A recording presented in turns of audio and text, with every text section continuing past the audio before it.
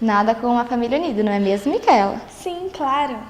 Infelizmente, acontece com os imprevistos, que chegam a envolver a justiça. Acompanhe agora o debate jurídico com Cláudio Dias Batista.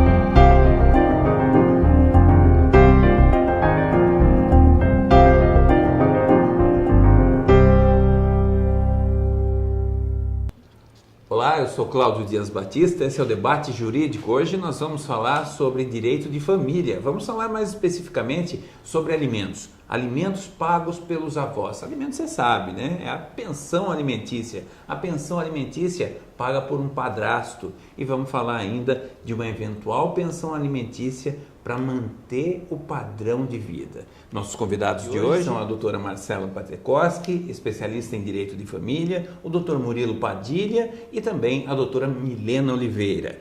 Bom, a pergunta inicial é para o senhor, doutor Murilo. O que são os alimentos? Como é que se fixa os alimentos? É tudo 30%? Que é isso que dizem nos bairros, né? É 30%. Não é bem assim, doutor. Comumente os 30% é a geral que o pessoal fala, mas não é assim. A lei é clara.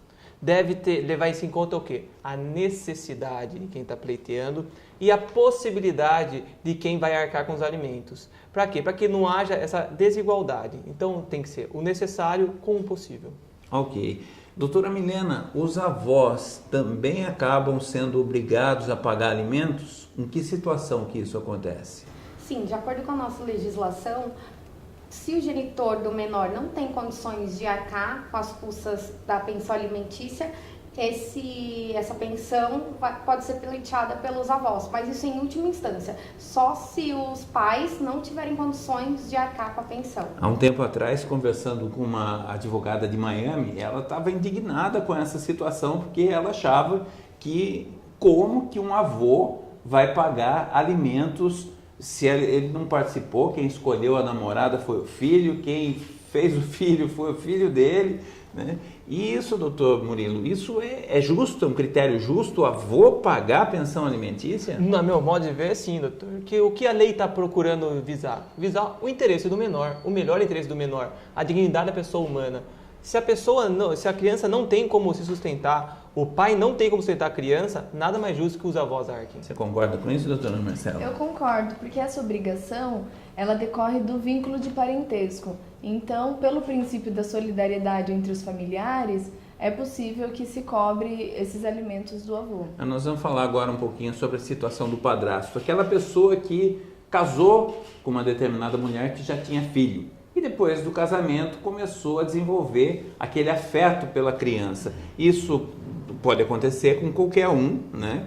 E depois de uma determinada situação está surgindo uma situação nova, né, doutora Marcela? O que os tribunais estão se manifestando sobre pedido de pensão nesse caso? Certo, então, essa questão é uma criação doutrinária e jurisprudencial. Existem decisões já favoráveis ao menor que pleiteia essa pensão ao padrasto.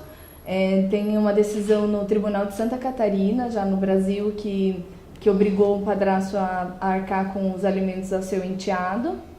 E também decorre dessa relação do vínculo socioafetivo, porém eu acredito, a meu ver, que deve ser visto com certa cautela para não banalizar o instituto também. O senhor acha que pode acontecer de um padrasto, doutor Murilo, falar assim, não vou nem me ligar muito com essa criança, depois vão acabar pedindo pensão alimentícia para mim? Com certeza isso vai passar pela cabeça das pessoas, mas nós temos que pensar primeiro na seguinte questão.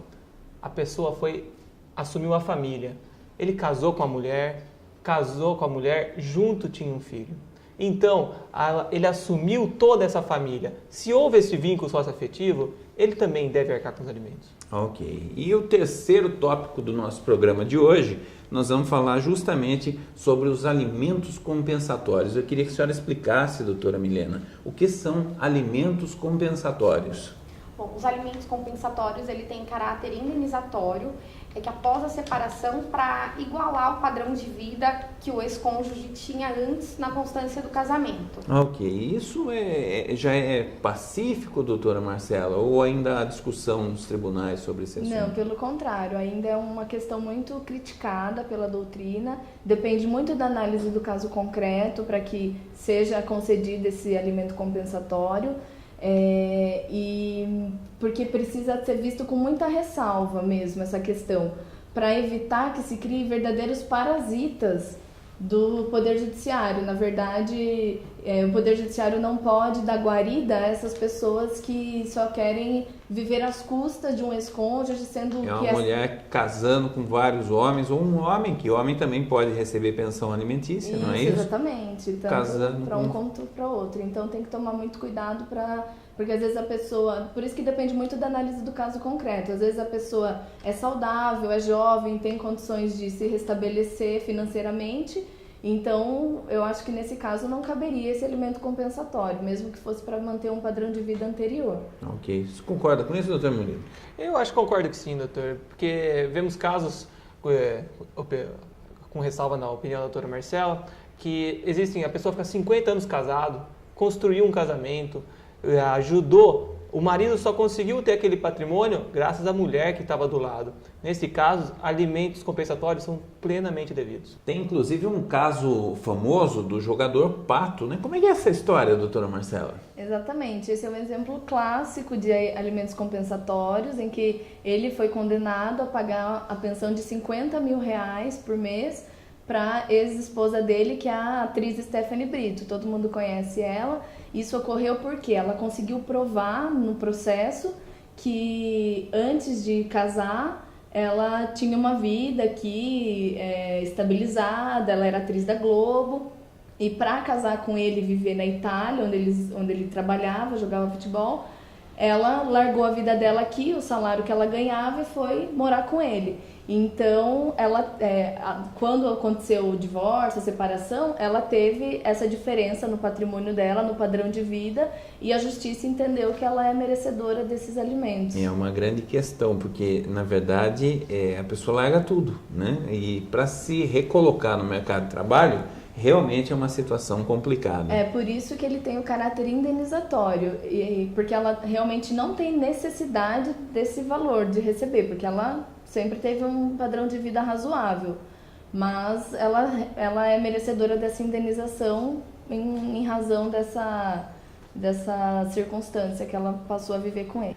Muito obrigado pela participação de todos vocês aqui no nosso programa. Na semana que vem, nós vamos ter um tema polêmico. Sabe do que nós vamos falar? Nós vamos conversar sobre casamento gay e separação entre homossexuais. É um tema polêmico, é um tema interessante e você não pode perder. Quinta-feira que vem, aqui nós vamos esperar por você. Um grande abraço e até a próxima.